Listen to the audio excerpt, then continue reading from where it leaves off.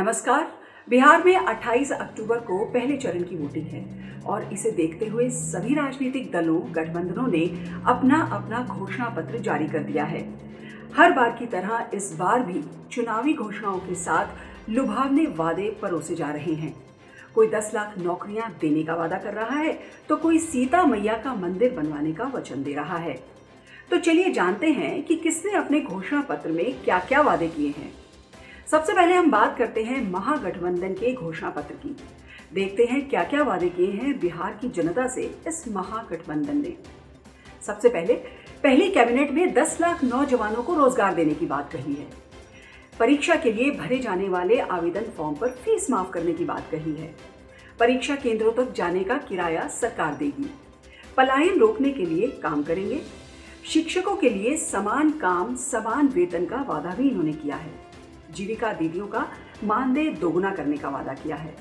पहले विधानसभा सत्र में केंद्र के कृषि संबंधी तीनों बिल के प्रभाव से बिहार के किसानों को मुक्ति दिलाने का वादा किया है। कांग्रेस ने महागठबंधन से अलग अपना एक घोषणा पत्र भी जारी किया है। पार्टी ने इसे बिहार बदलाव पत्र नाम दिया है।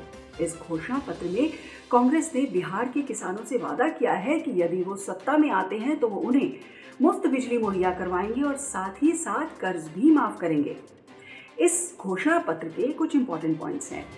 सत्ता में आने पर किसानों का कर्जा माफ, गरीबों का बिजली बिल माफ, किसानों के सही फसल का सही मूल्य दिलाने का वादा भी किया है। कृषि कानूनों को खारिज करने का वादा किया है। नौकरी मिलने तक बेरोजगारों को हर महीने 1500 रुपए देने का वादा भी इन्होंने किया है। विधवा महिलाओं को 1000 रुपए की पेंशन देने का वादा किया है।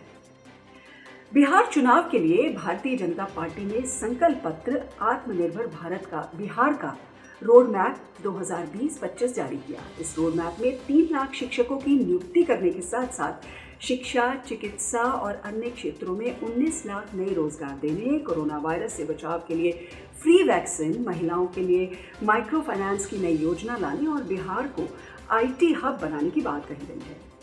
अब इनके भी इम्पोर्टेंट पॉइंट्स देख लेते हैं। कोरोना का निःशुल्क टीकाकरण उपलब्ध करवाएंगे, ये तो चर्चा में है ही।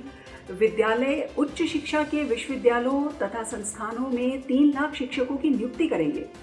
बिहार के नेक्स्ट जनरेशन IT हब के रूप में विकसित करके अगले 5 वर्षों में 5 लाख से ज़्यादा रोजगार के अवसर देंगे।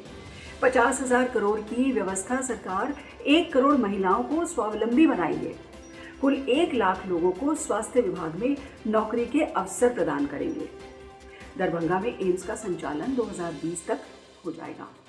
धान तथा गेहूं के बाद अब दलहन की भी खरीद MSP दरों पर होगी।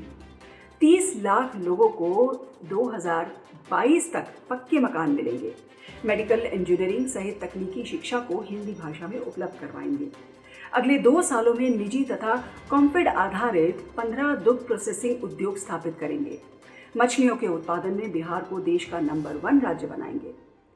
1000 नए किसान उत्पाद संघों को आपस में जोड़कर राज्य भर के विशेष सफल उत्पाद जैसे मक्का, फल, सब्जी, चिवड़ा, मखाना वगैरह वगैरह वगैरह इनकी सप्लाई चेन विकसित करेंगे और 10 लाख रोजगार के अवसर उपलब्ध होंगे। ये तो हुई बीजेपी की बात। इसी तरह लोक जनशक्ति पार्टी ने अपना विजन डॉक्यूमेंट जारी किया। पार्टी प्रमुख चिराग पासवान ने घोषणा पत्र के दौर पर एक डॉक्यूमेंट जारी करते हुए सीता मैया का भव्य मंदिर बनाने का वादा किया है। इनके भी हम कुछ इंपॉर्टेंट पॉइंट्स देख लेते हैं। बिहार फर्स्ट, बिहारी फर्स्ट के लागू होने से सभी महिलाओं को मुफ्त में बस यात्रा की सुविधा मिलेगी। समान काम समान वेतन का वादा ये कर रहे हैं।